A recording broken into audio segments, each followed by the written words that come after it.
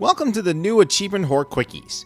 Now, in the past, quickies were mainly for Xbox arcade games with 12 achievements, but since last summer when Microsoft doubled the gamer score and the amount of achievements an arcade game could have, I've decided to make the quickie episodes dedicated to games that, well, really don't need a really long video to explain how to get everything. Now that that's out of the way, let's talk about Tomb Raider, the new reboot from Eidos, Crystal Dynamics, and Square Enix. This was a fantastic game and a great story telling the early beginnings of Lara Croft. Once I started playing through this game, it sort of reminded me of the Batman Arkham series with the way Lara traverses and retraverses the island. With every new upgrade and ability she gets, it allows her to get those hard to reach areas and tombs to explore. But enough gushing about the game itself, let's talk about the achievements.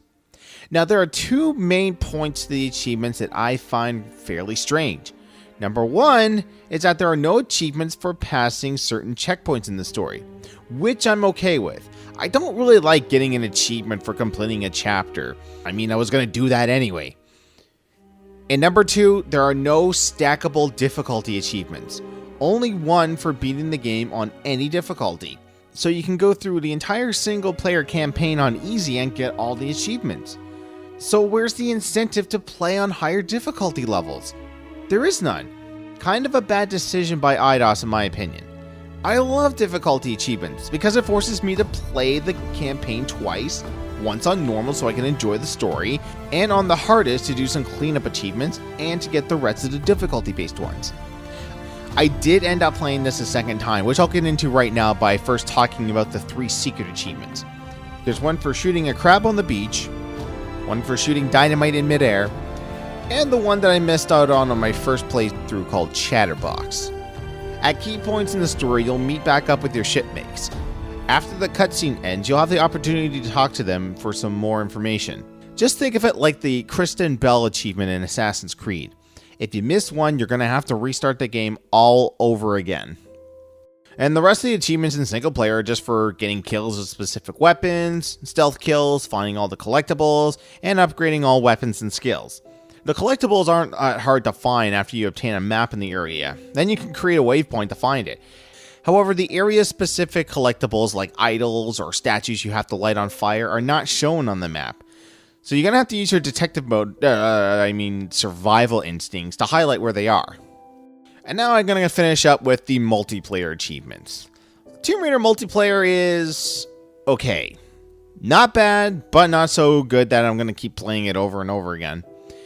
That said, after you obtain the achievements for ranked matches, you can boost the rest of them in private matches with a buddy. Now for the 2 achievements that are going to take you a long time to get. Shopaholic and True Commitment. True Commitment is for maxing out to level 60, and Shopaholic is for buying all the weapon upgrades and characters. Now, prior to writing for this video, Shopaholic was ridiculous to get as the final enemy character, the General, was worth about 30,000 salvage points, and you had to have prestige to level 3. They've since lowered it and they don't have any salvage, but if you wanted to trick the system just to be sure that you get the achievement, here's what you need to do. Be sure that you do not buy all the survivors. Select the General, then switch factions. Then go to a survivor you have not purchased yet, and then hit the A and Y button at the same time. What this will do, it'll trick the system into thinking that you purchased the General. You're still not going to be able to use them until you prestige to level 2. Now if you want to boost your level up to 60, all you have to do is play a private match of Rescue as a survivor, max out your time and medkits to collect, and then jump out at the end of the round. Your XP will stay with you.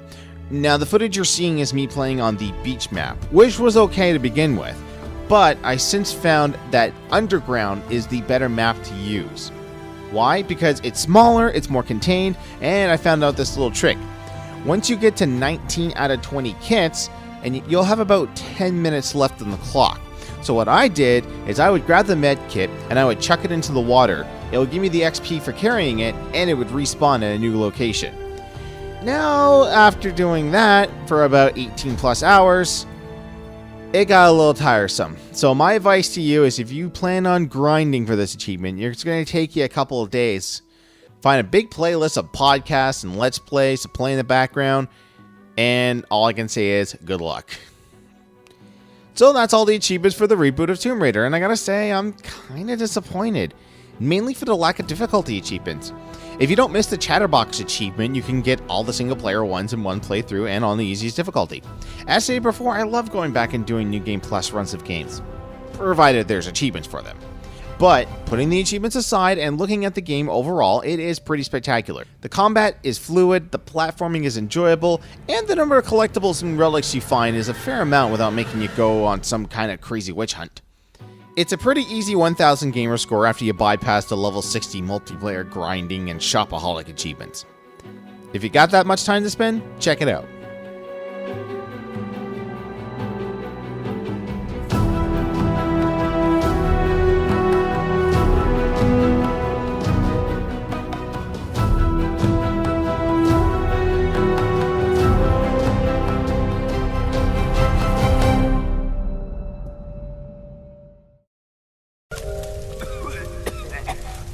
Just end it.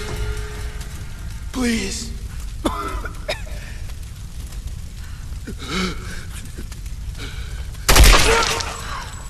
Go to hell.